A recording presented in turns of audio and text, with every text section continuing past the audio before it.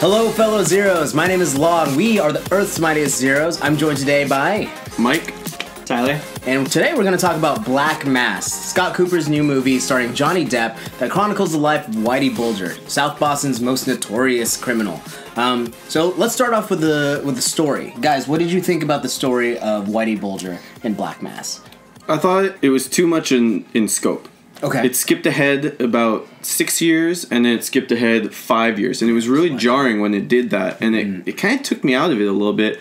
And I think it would have benefited a lot from just sticking to one smaller portion of his life. Yeah. Rather than doing such a broad distance. it lessened the impact of shit that happened, like deaths and stuff like that. Yeah. Like, they just seemed so they just seemed so Yeah, pointless. and it was just it almost felt like a more in-depth montage. Yeah, the whole thing. It was just, absolutely.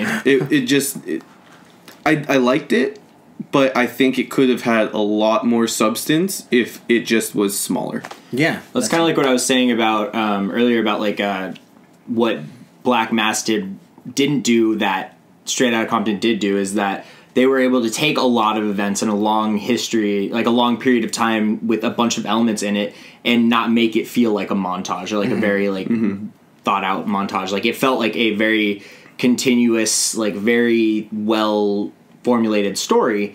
While with, like you said, with Black Mass, it's just a bunch of like, it's just a collage of like a time lapse of just shitty things happening. Yeah.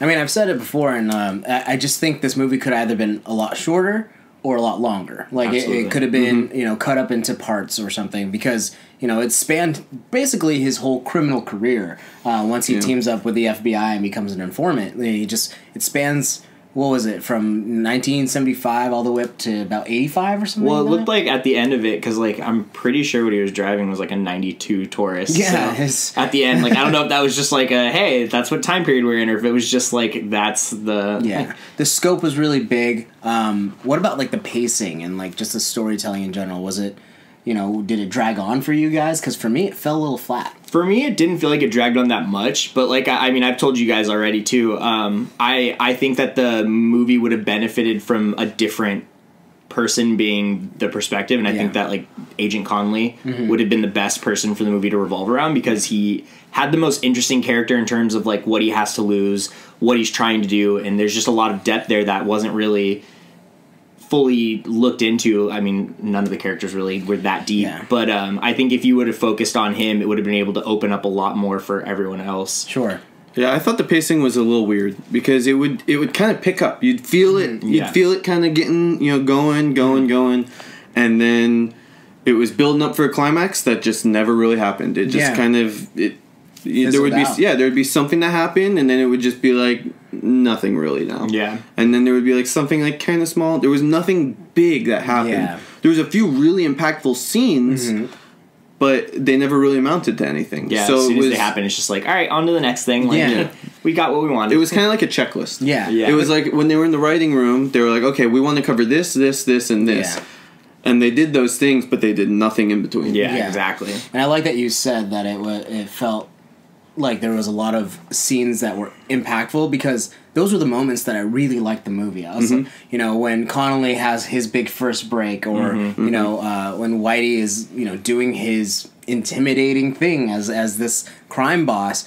I was really into the movie, but everything in between, I'm just like, man, this is a lot of talking and it's going nowhere. Yeah, exactly. And even the action that happened was just like it was just very nonchalant. Yeah, like it just didn't feel like anything. Yeah, people got shot, people died, people went to jail, but it just kind of happened. And people you should care about die, and you're just like, point of views was just, that was even more jarring than just the time jumps. Is that the fact that you're going from one person's point of view to another, and it doesn't really add anything to the story, because perspective just kind of flatlines. Yeah, every character sounds like the same exact character, just with a different voice. It was like a try-hard Scorsese film, like we talked about, without being the substance of a Scorsese exactly. film. It's each character's the same instead of having completely different points of view. Yeah.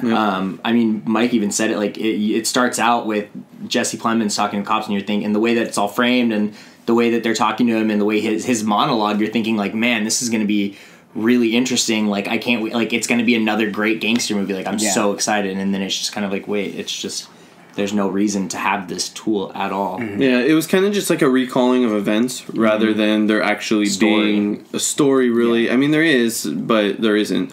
There's it wasn't cinematic. Yeah. So there wasn't really a beginning, middle, and end. Yeah. There was no arc to the characters or anything like that. So it was. I enjoyed a lot of the movie, but the parts I didn't enjoy, I wanted to leave. Yeah, absolutely. And the visual storytelling was just not there for me. I mean, we've mentioned it before, but when you take a still from the movie itself, it's beautiful. It's a nice little still. It's well composed, but the lighting wasn't exceptional. There was no cinematography that was exceptional in any way. Camera movements were kind of just bland and going through the motions. I don't know. It just kind of, again, another thing that felt flat. But these characters were what were really driving the story, and it was about Whitey Bulger. But the performances from Depp was amazing. This is probably his best performance in years, in my personal opinion. He was terrifying. He was intimidating, but he wasn't the heart of the story. I felt like John Connolly, the FBI agent played by Joel Edgerton, he was the heart of the story. I wanted to see a lot more about what his stakes were in it. But his performance was great. What do you guys think about the acting overall? Overall, there was too many characters for me. So it was hard because and it sucked because Johnny Depp and Joel Edgerton were so good. And I feel like if the movie would have focused on them more, both of them would be up for Oscars. Yeah. Oh yeah. No doubt, because they were both so good. The characters were a little bit more fleshed out and had layers. And it was just there were so many other ones. So it spent time on these characters that really didn't need to be there. Right. And there was a bunch of characters, especially in the FBI, that could have been morphed into one character. Absolutely. Like Ben Wyatt.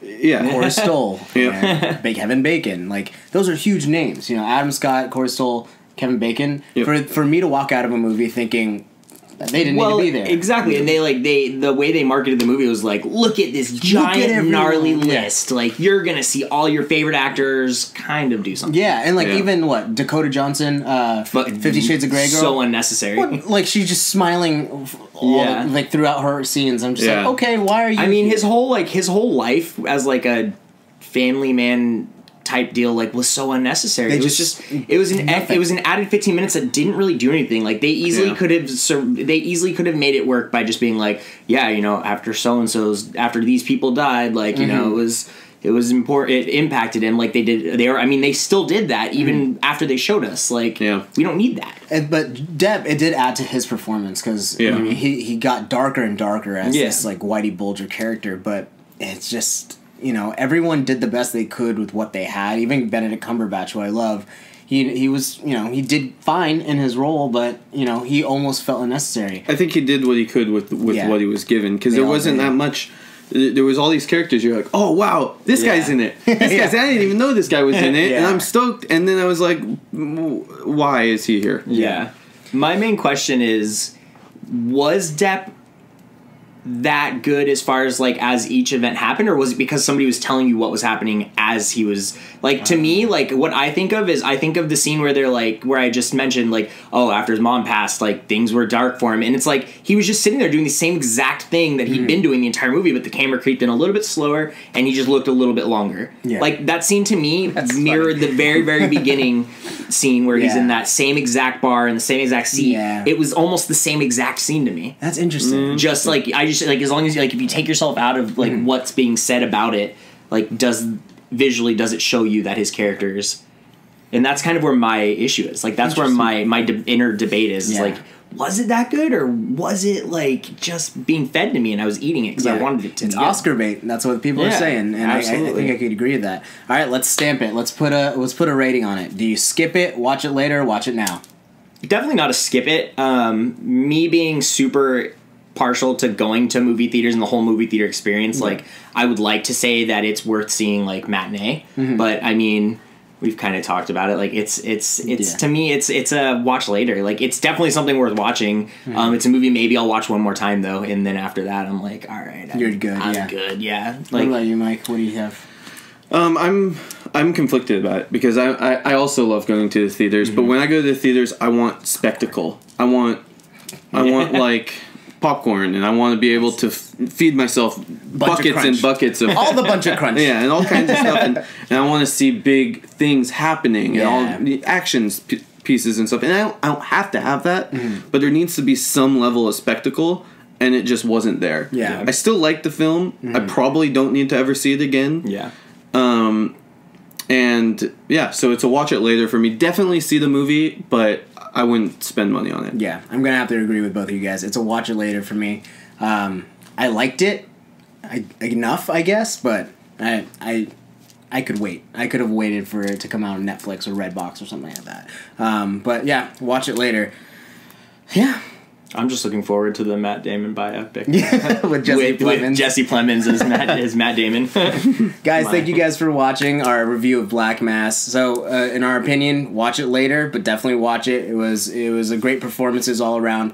Definitely check out our website, earthsmightiestheroes.com. Like and subscribe this video right now, and we'll bring more to you as soon as they come out. Yeah, comment below and tell us that you hated our opinions and you think that we're totally wrong, or you could agree with us. It would be great. And I will fight you. But anyway, thanks guys for watching. Bye. Bye.